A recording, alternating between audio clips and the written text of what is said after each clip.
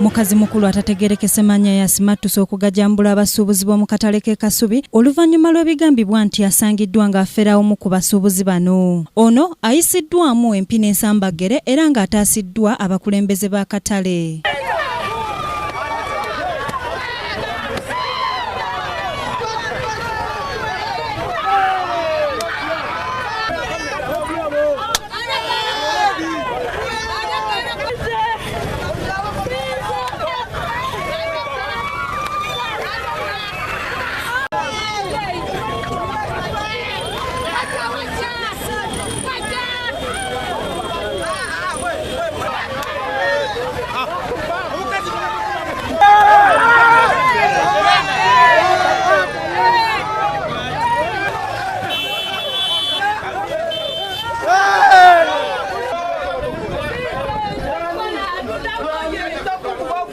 Ono bamuwazewaze okutuuka ku poliisi y'e Kasubi gye yagaanidde nga bw'atannabba ku muntu yenna nti naye abadde agenda kugula mufaliso wabula nga muzeeyi omulala y'abadde abafera.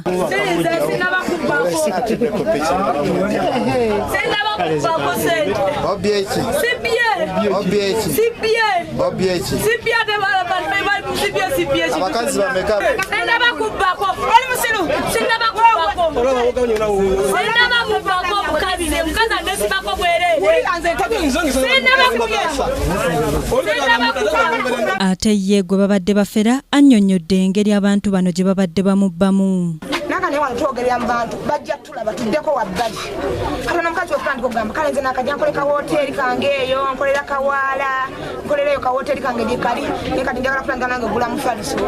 Nga muzeeyi yajja nga tumugamba efaliso gya mmeka nga gamba sijja bagamba bbeeyi oyo omukazi agamba topapa n'ebintu bya ddiiri omukazi agenda tuleetera omusajja agenda tuleetera kapitali kulayisi nga muziki nayo nadda n'obuveera ng'agamba omanyi sente ezo tozingira naze tebakukiriza kuyingira nze bajja kusindiga wa manager eri munda wabula ffe bakola ku store twagala sente ng'oyinza okugula omufaliso gw'emitwalo 4 n'okugula emitwalo 3 nga nze ngamba kati nga tugenda kukola tutya ng'aleeta akave ng'ajja n'obuveera nga nteekamu ne sente zammwe nga nze mugabe zange sijja ziteekamu nga tugambe tetuwakanya teekamu ne sente ezo tuleke nga tusolovinga bulungi eki ebintu. Oluvannyuma bano bateekeddwa emabega w'emitayimbwa ng'okunoonyereza bwe kugenda mu maaso. Basirika Sarah, Kingdom TV, amalindirire. This is Kingdom TV.